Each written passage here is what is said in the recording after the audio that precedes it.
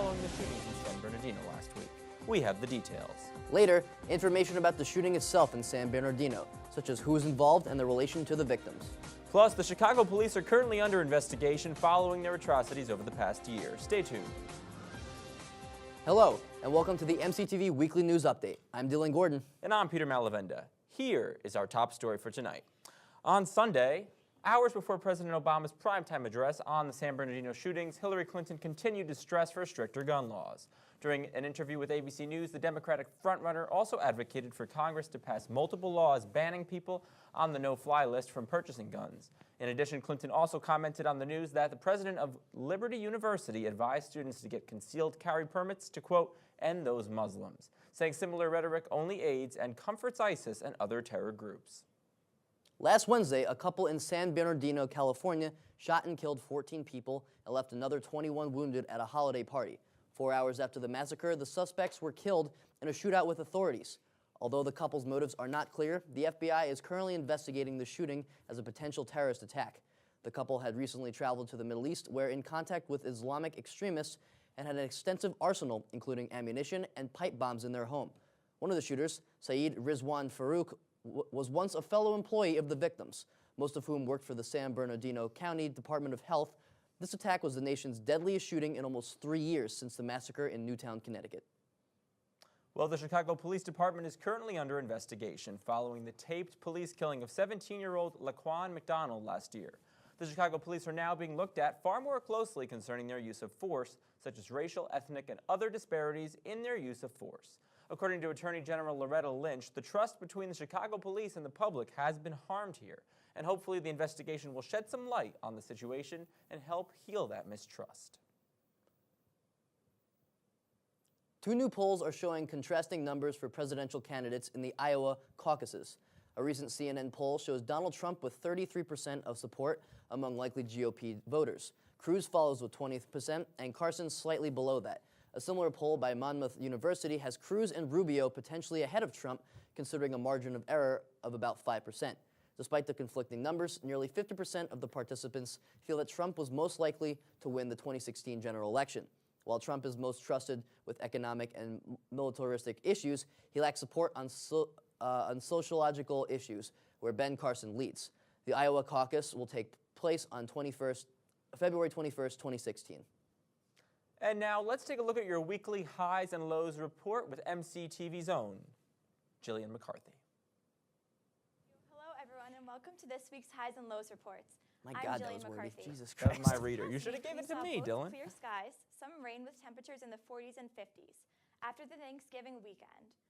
Over the weekend, temperatures dropped at night to the 30s, and yesterday was mostly sunny at 53 degrees. This week, we're looking at lots of clouds, but the temperatures will rise as we get closer to the weekend. First, here are some worldwide photos. This first one is from Buffalo, New York, and as you can see, the snow is nowhere to be found. As of Thursday, a 116-year record has been broken due to the city's lack of snow. On average, the city sees its first measurable snowfall by November and receives a whopping 93 inches for the entire winter season. This leaves locals saying, "Where is the snow, Buffalo?" The residents of Denver, Colorado need to brace up for a windy weekend ahead. Warm westerly winds will make their way into Colorado with gusts of about 40 to 60 miles per hour. Residents living near the Front Range Mountains and the foothills must secure their outside furniture and other items as these winds develop. The winds will develop for a second round later today and into tomorrow. Now focusing on weather on our neck of the woods. For today's weather, we reached a high of 52 and a low of 28, beating the average of 44 and 25 degrees. Today's sunrise was at 7:10 a.m. and sunset was at 4:26 p.m. Tonight, we're looking at clear skies with a low of 28 degrees and a 0% chance of precipitation with winds north at 6 miles per hour. Looking ahead for tomorrow, we're seeing mostly sunny skies with a low of 30 degrees. There is a 10% chance of precipitation with winds of 5 miles per hour. Now taking a look at the 7-day forecast. We're going to see plenty of clouds, but tomorrow will be mostly sunny at 46 degrees. Wednesday, Thursday, and Saturday will be mostly cloudy. Friday and Sunday will be cloudy, and Monday we're seeing a 40% chance of rain. I'm Jillian McCarthy, and that concludes our weather report for the week. Thank you. President Obama calls for more gun control in his speech after the spike in recent mass shootings all over the nation. This had gun stocks climb significantly. Stocks in both Smith & Wesson and Sturm Ruger jumped more than 5% on Monday afternoon. Shares have actually climbed 10% since December 2nd terror attacks in San Bernardino that killed 14 people. Obama's plan is to obtain a stricter gun control, even after failing to pass a gun bill in 2013. It seems the fear of gun control has more people buying and investing. Well, if you're worried about packing on extra pounds this holiday season, a new study has found that cold weather can help you lose weight. Researchers have determined that certain actions, like sleeping in cold weather, can generate brown fat cells in the body, which burn extra calories, generating heat. The study also found that cold weather can completely change bacteria that live in your gut. When tested on rats, these new microbes promoted brown fat cell formation. Scientists now plan on investigating how these microbes can affect human energy levels. These findings could eventually lead to treatments for people trying to lose weight. Well, it's been kind of warm recently, so I don't know if anyone's going to be losing weight yet. Do you think this is a realistic thing? I think it'd be really cool. I think it's cold for a big portion of the year, so I think if we were to have this at our disposal, we could easily people could lose weight a lot better. So. Yeah, and I was reading in the article, they were saying that the next step here is to see if they can use this as treatment for people who suffer from obesity, who are overweight. That would definitely help a country's obesity problem. It could. I definitely agree with that. Well, listen up, athletes. If you find yourself wanting a cold beer after a hard workout, you're not alone. A new study found a direct link between exercising and drinking more alcohol. Over 100 adults ages 19 to 89 were monitored over 3 21-day periods and asked to record physical activity and alcohol consumption. On days when people worked extra hard, they were often found to drink more. Researchers think this happens because both invoke the brain's mesocortic limbic pathway. That's the reward zone of the brain. Even though exercise is a natural reward stimulant and alcohol artificial, this habit is not necessarily unhealthy. Scientists found that both can also affect energy, metabolism, and stress responses. Well, it was another busy week in sports. Let's see what happened with Ben Hayes. Thanks, guys. The finalists for the second college football playoffs have been announced, but that does not put an end to the debate. I'm Ben Hayes, here to bring you this week's Sports Jam. Unlike last year, this season's Final Four college football teams seem to be very clear-cut. If top-ranked Clemson was able to beat North Carolina, the Tigers would receive a bid. If Alabama was able to top the Gators, they too would get in. Oklahoma was also an easy pick, having already won the Big 12 title outright.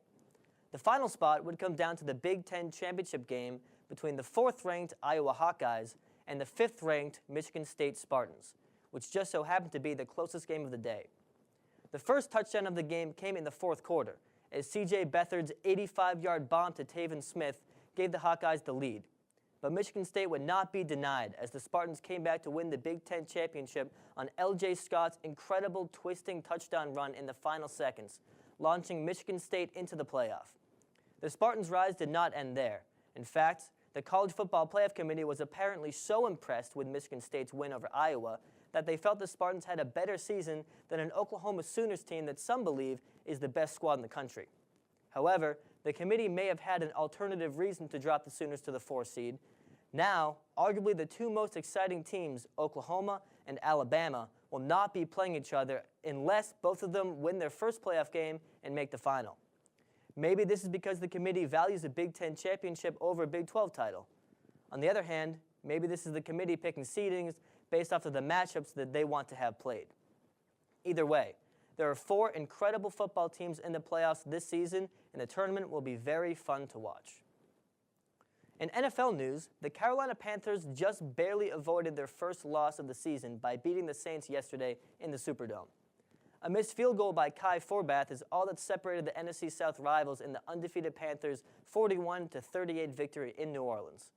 That was all the help that Carolina would need, as Super Cam Newton put the Panthers on his back to score 5 touchdowns and improve his MVP case. On top of that, the Panthers have now clinched not only a playoff spot, but also the NFC South title with 4 games still yet to play. After a tumultuous 2014 season, the Carolina Panthers continue to show that they are the team to beat in the NFC. Now, only the Falcons, Giants, and Buccaneers have a chance to ruin Carolina's attempt at just the third perfect regular season in NFC history. Considering none of these teams have a winning record, this rare feat may in fact be possible for the surging Panthers. That's all for this week. As always, I'm Ben Hayes. Back to you guys.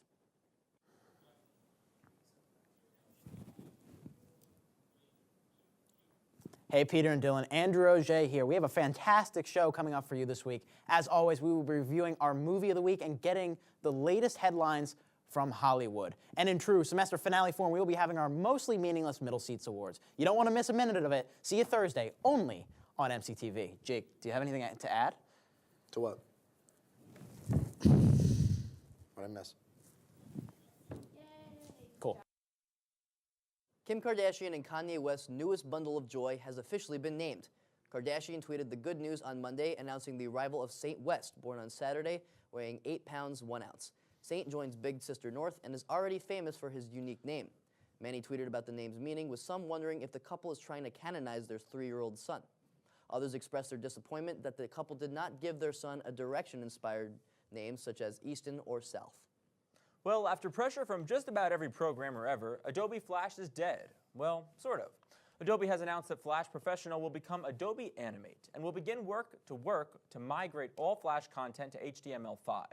While Adobe hasn't made any meaningful steps towards a set retirement date, this is the first major step to move away from the now dated and unsecure software. Facebook has also begun plans to phase out Flash from games, so finally Farmville is secure. St. Louis police have arrested a 19-year-old for breaking into Budweiser's brewery. The police found DNA evidence along with reports of an altercation with security.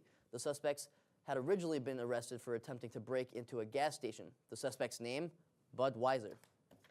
Okay, how much does a case of Budweiser cost? I don't know, you tell me, you're the one who's 21. Well, not enough to break in, I will tell you that much. Budweiser. I think it's very funny that the coincidence of the guy's name, maybe that's why he broke in. Maybe anyone else would have broken into somewhere else, but I think the fact that his name was Budweiser is why he broke in. If my name was Heineken, I'd be all over Heineken. Let me just tell you, I'd be breaking in. Of course. Well, let's check in with our crazy friend Jake Hensler with this week's weather report, followed by Nate Lungarini with What the Fox?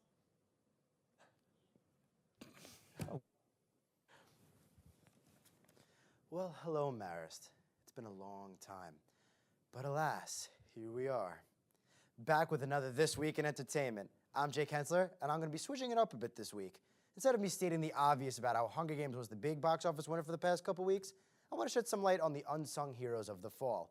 Talking about Sicario, Steve Jobs, Carol, and Beast of No Nation didn't get a whole lot of love this season, in my opinion, so if you get a chance, definitely go see them. They were really, really good.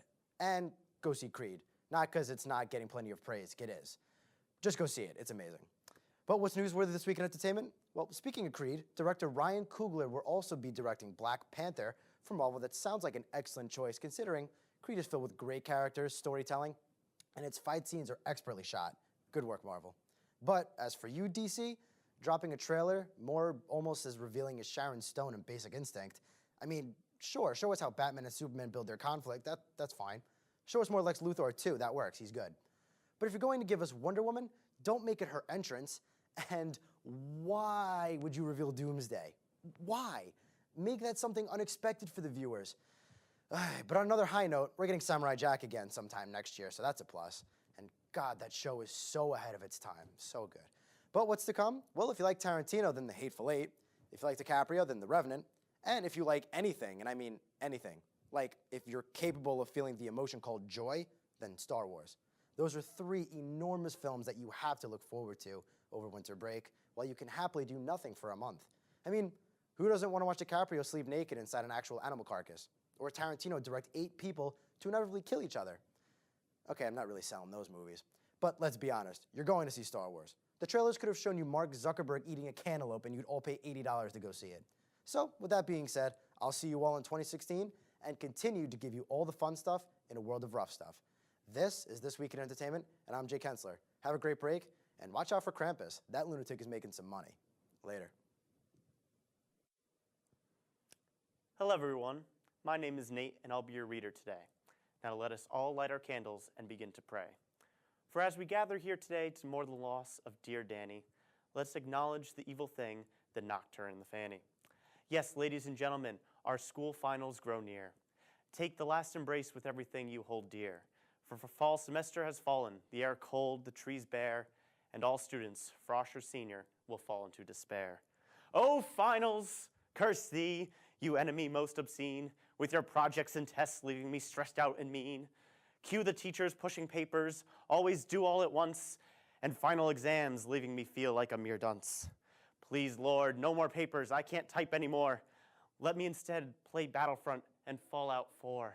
There are so many things I'd much rather do than to deal with the shadow of finals passing through. I'd rather every hair of my beard be plucked out than to study for subjects I care little about.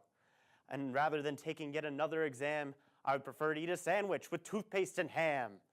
I would gladly run outside completely nude in the snow and slip on some ice while stubbing my toe to stand up and slip again and get myself wrecked than to deal with the horror of another group project. I am so tired of research, I would do anything, please. I'd light my hands on fire, dump acid on my knees.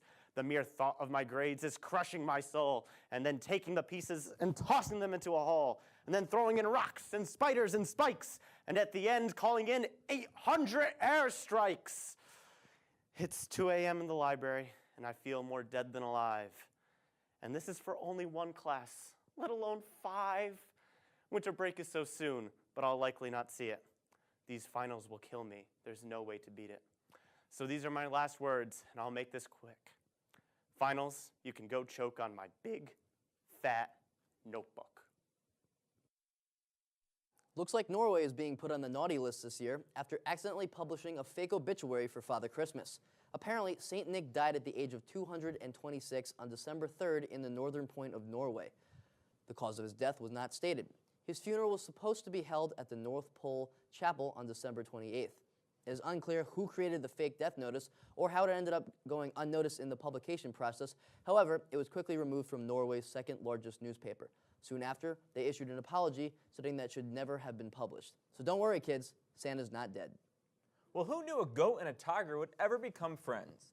Well, it looks like the Primorsky Safari Park in Russia was in for a surprise when Timur, the goat, who was supposed to be a Siberian tiger's dinner, became friends with the carnivorous animal. The goat chased the tiger out of his sleeping place, and suddenly the roles were reversed. Confused, the tiger is now letting the goat roam free with peace. Guests at the zoo have traveled far to see this extraordinary phenomenon of the prey and predator getting along. The two have even been seen together following each other around. People have done some stupid things in front of the police, but I think this one may claim the gold. On Saturday, a Seattle man was pulled over for a broken brake light. After being let off by the police officer, the man proceeded to try snorting a line of cocaine with the cop car behind him. The officer, noticing this, proceeded to arrest the man. Some people have got to get their priorities in check, I guess. Are you kidding me? I can't even. Excuse me, officer, let me just snort a line first. I watched the video of it, and it's very funny. The officer just looks at him and just goes, seriously? Bro. I find it very stupid. I'm just going to give you a parking ticket. It was something ridiculous, right? It's very stupid. But what are you going to do? I don't know. Well, whatever. Thank you all so much for tuning into our last show of the semester. I'm Peter Malavenda. And I'm Dylan Gordon. See you all next semester, Marist.